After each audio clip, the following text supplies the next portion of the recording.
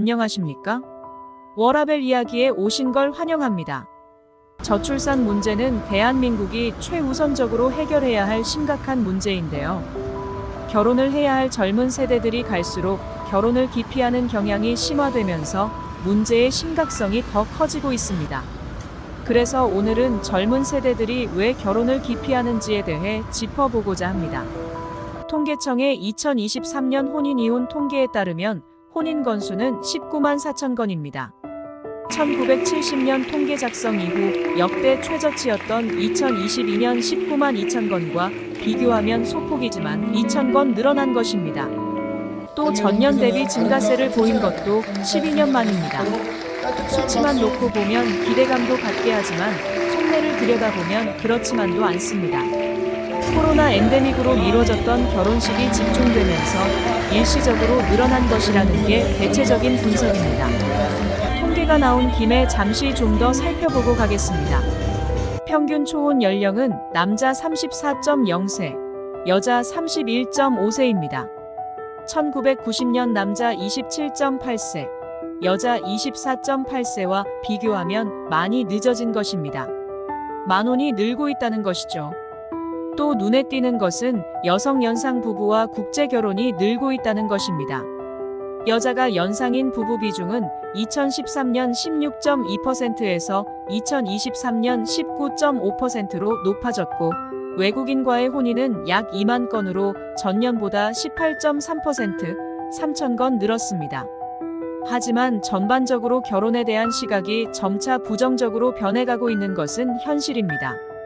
통계청의 사회조사로 본 청년의 의식 변화를 보면 2022년 기준 결혼에 대해 긍정적으로 생각하는 청년 비중은 36.4%입니다. 이는 10년 전보다 20.1%포인트나 떨어진 것입니다. 여성이 남성보다 결혼에 대해 더 부정적인데요.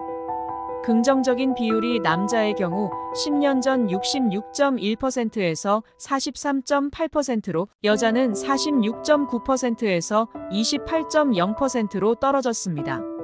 특히 25살부터 29살 구간은 59.5%에서 36.1%로 23.4%포인트나 급감했습니다. 결혼을 하지 않는 가장 큰 이유는 역시 돈 문제였고 출산과 양육에 대한 부담도 적지 않았습니다. 우리 모두가 알고 있는 비싼 집값, 불안정한 일자리, 그리고 미친 사교육비 등이 결혼과 출산을 주저하게 만들고 있는 것입니다. 하지만 이 문제는 갑자기 등장한 것이 아니라 오래전부터 있었던 일인데 왜 만혼, 저출산, 비연애가 유행병처럼 번지는 것일까요? 그런데 SNS라고 하는 사회관계망 서비스가 연애를 막고 결혼을 깬다는 다소 충격적인 고백이 있어 관심이 갑니다.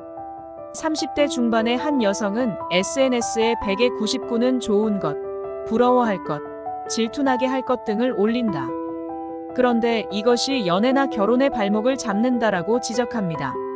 남자친구의 수입차, 여자친구의 연예인급 외모 등의 글이 SNS에 꾸준히 올라오기 때문에 비교를 안 할래야 안 할 수가 없다는 것입니다. 서로를 비교하는 잘못된 문화인데요. 비교를 하다 보면 서로 싸우고 헤어지게 된다는 것입니다. 그러면서 SNS와 비슷한 인터넷 카페의 문제도 지적합니다. 보통 결혼을 준비하는 사람들의 모임 또는 예비신랑, 예비신부 카페 등의 온라인 공간입니다. 이곳에서도 결혼 전부터 서울 32평 아파트는 기본이다. BMW 시리즈나 벤츠 E클래스를 처가해서 해줬다. 신혼여행은 요즘 대세인 어디로 간다 등의 글이 마치 기본이자 평균이라는 듯 언급된다고 합니다. 이런 글에 함몰되다 보면 자연스럽게 다툼이 잦아지게 되고 결국 상당수 커플들이 결혼 준비 과정에서 파경을 맞는다는 것입니다. 몇 달 전 남친 마지노선 월급이라는 제목의 글과 함께 블라인드 글을 캡처한 이미지가 올라온 적이 있습니다. 해당 이미지에는 결혼 결심할 때 남친 마지노선 월급은 얼마로 생각 중이야? 라는 질문과 함께 설문조사 결과가 담겨 있는데요. 205명이 참여한 투표에서 400만 원 이상이 38.0%로 가장 많았고 1,500만 원 이상이 22.4%로 그 다음이었습니다. 이어 500만 원 15.1%, 800만 원 14.6%, 600만 원 9.8% 순이었습니다. 글쓴이는 난 예전에 남자가 500만 원만 벌어도 좋겠다 생각했는데 요즘 물가 때문에 최소 700만 800만 원은 돼야 애들 학원이라도 보낼 것 같다며 다들 어느 정도로 생각하고 있나 궁금하다. 1년 받는 금액 다 더해서 12로 나눈 세후 기준이라고 글을 올렸습니다. 다만 누리꾼들은 이에 그다지 공감하지 않았는데요. 세상 물정 이리 모르니 그 정도 받으면 상위 1%다. 월급 1,500만 원은 뭐냐? 돈은 벌어봤냐? 취집 생각 말고 취직을 해보자 등의 반응을 보이기도 했습니다.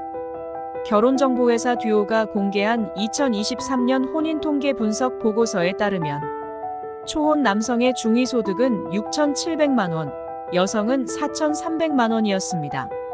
앞서 국제결혼이 늘고 있다고 말씀드렸는데요. 내국인끼리의 결혼이 1,000건 줄어든 것을 감안하면 외국인과의 결혼이 급증하며 전체 혼인 건수를 끌어올린 셈입니다. 전체 혼인 중 10.2%를 차지하는 것으로 결혼한 부부 10쌍 중 1쌍은 외국인과의 결혼인 것입니다. 외국인과의 결혼에 대한 인식과 가치관이 바뀌고 있고 코로나 사태가 종료되면서 국제 결혼이 원활해진 것도 영향을 미친 것으로 분석됩니다. 국제 결혼이 늘어나면서 부작용이 없는 것도 아닙니다.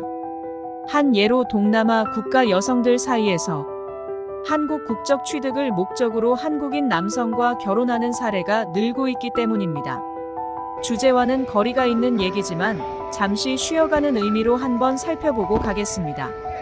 지난 4월 베트남 온라인 매체 VN 익스프레스가 결혼을 빌려 한국으로 귀화하다라는 제목의 팟캐스트 방송 내용을 국내 언론에서 보도하면서 알려진 것인데요. 매체는 팟캐스트를 통해 한국 남편과 이혼하는 것을 목표로 한 베트남 여성들의 사연을 소개하고 있습니다. 현행법상 결혼 이민 비자를 통해 입국한 외국인은 혼인관계를 2년 이상 유지하면 귀화 신청이 가능한데 이를 이용해 국적을 취득한 후 이혼을 한다는 것입니다.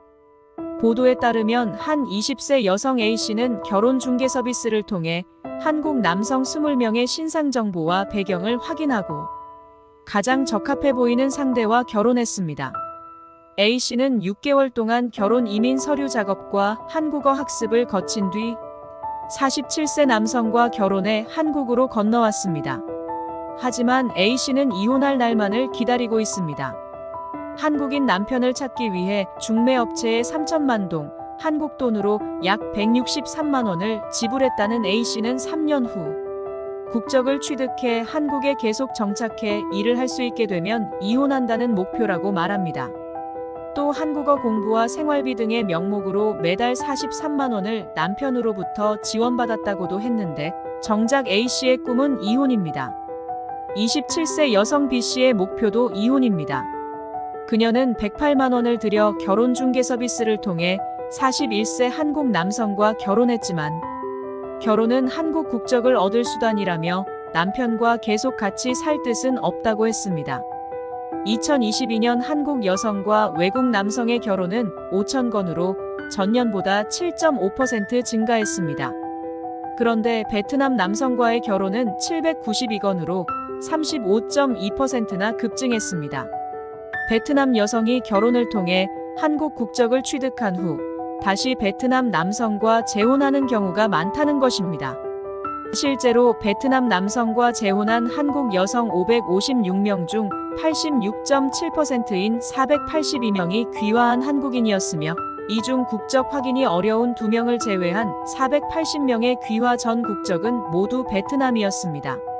다시 본론으로 돌아가겠습니다. 결혼에 대해 부정적으로 바라보는 시각이 늘고 있는 것은 사실이지만 이 같은 흐름이 바뀌는 게 불가능하다고는 생각하지 않습니다. 실제로 젊은 MZ세대 사이에서도 결혼은 할 필요가 있고 또 해야 한다는 목소리도 적지 않습니다.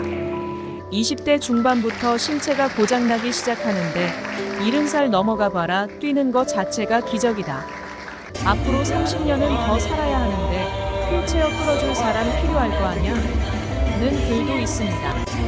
또 이혼을 하는 한이 있더라도 재혼하면 된다. 요즘은 재혼이 죄도 아니다. 인간은 혼자 일할 수 있어도 절대 혼자서 살아갈 수 없다. 당장 아프면 병원 데려다 줄 사람 없어 서글픈데 먼 미래를 바라보고 내 편이 되어줄 수 있는 배우자를 반드시 만나야 한다고 결혼의 중요성과 필요성을 역설하기도 했습니다. 지금까지 워라밸 이야기였습니다.